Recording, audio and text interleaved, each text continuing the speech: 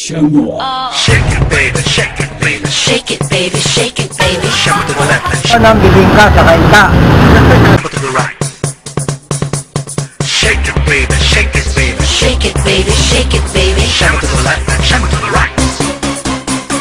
Shake, shake, shampoo, shake, shake, shampoo, shake, shake.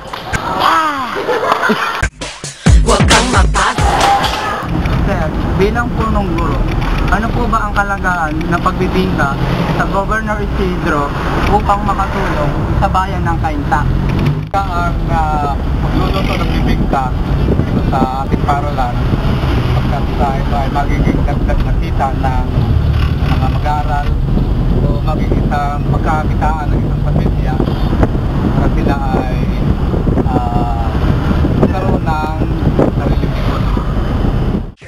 Shake, shampoo, shake, shake, shampoo, shake, shampoo. Hanggang maubos. Shake it, can't walk. Shake it, can't walk. Shake it, can't walk. Shake Huwag kang mapagod. Shake it, can't walk. Shake it. Ay back! Paano niyo po ba mainganyo na bumili sa inyo ang mga tao?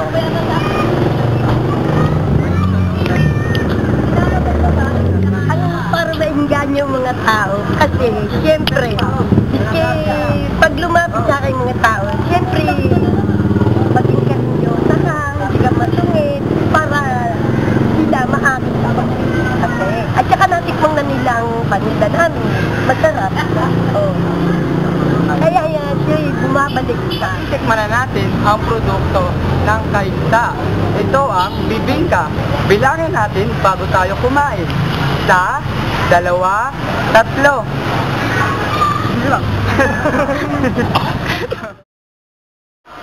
Una sa lahat, welcome sa aming bayan na nagayong pagdating at halina at tikman ang masarap at matatamis na suman na bibingka ng aming bayan.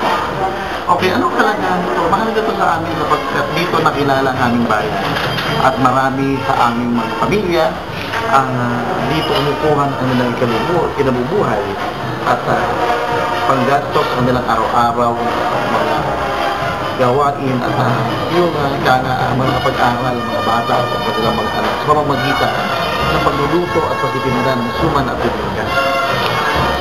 Paano naka-apekto sa mga kain sa inyo at ang bayan sa pag-promote nito? Malaking epekto sapagkat kung kami ay tutulong sa pagpapromote ng bibingka, lalakas ang industriya ng bibingka, maraming mabibigyan ng hanap buhay, medyo kahit paano yung economic standard ng aming bayan tataan sapagkat mapapakita namin na ito pa rin mula noon hanggang ngayon, ito pa rin ang number 1 na pangkabuhayan ng mga taga-Cainta. Ano po ang paghahanda ang inyong ginagawa para sa Suman at Bibingka Festival? Sa una, medyo inuuna namin yung paglalagyan ng aming display. Dito sa nakikita nyo sa bandang kaliwa ko, diyan namin tinatayo yung aming pinaka booth. Gagawa kami dyan ng booth na parang tema ay Fiesta ng Cainta. Nag-display kami dyan ng maraming produkto ng Cainta tulad ng suman at nagkakaroon din kami ng pa-content tulad ng pagkakampin, pagtatali ng suman. Tapos mayroon din kami suman eating contest na may nakalaan ng mga premyo sa mga mapalang sasa.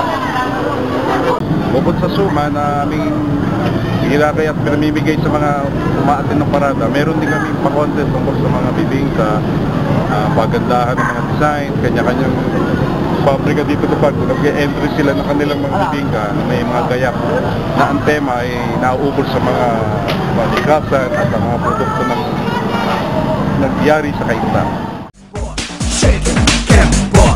Shake it, Hanggang maubos. Shake, shake, shampoo. Shake, shake, shampoo. Shake, shake, shampoo.